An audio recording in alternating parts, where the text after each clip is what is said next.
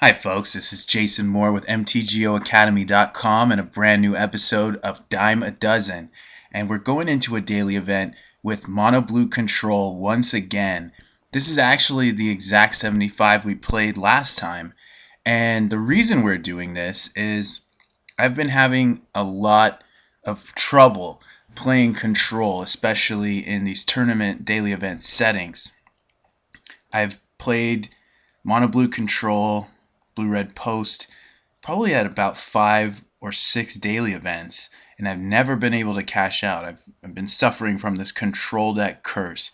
So I decided that we need to find out once and for all if this curse is actually real or it's just in my head. It's a combination of bad luck, bad play, bad matchups. So we're going to actually take this exact 75 once again. I'm just a really stubborn person, I guess, and I want to see what is going on here, like get to the bottom of this seemingly never-ending curse here. So the reason I didn't change anything with the list is because I don't find that we've had a big enough sample size to make any definitive decisions about the cards. We haven't had a chance to see these cards perform against a wide varied field. So I'll just will briefly talk a little bit about some of the comments we got last time. There was a comment suggesting that maybe Delver of Secrets should be replaced in the deck. And I'm not sure that that's actually true. Some of the games from last time we were able to win almost solely because of Delver of Secrets. It's a card that can be pretty explosive and makes a nice win condition early and late in the game. It's not perfect, it is a creature that can die, but I think it's going to be responsible for more wins than it will be for losses. I'm definitely open to suggestions on other win conditions. I'm not 100% saying that I'll always have Delver in this deck, but for now I think we can at least give him another shot and see what else he can do for us.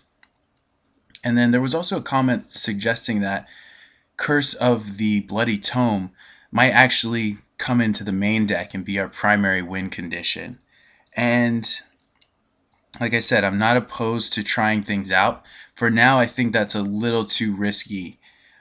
Yes, there are a few creature win conditions in this deck, but I think going for damage is overall going to be a better win condition than going for mill. This mill plan is basically for two decks. It's for Cloud Post decks and Mono Black Control, and that's because they play infinite removal and we play about 8 creatures that can attack, and it's just better to punish those slow decks with a mill strategy than to try and beat down.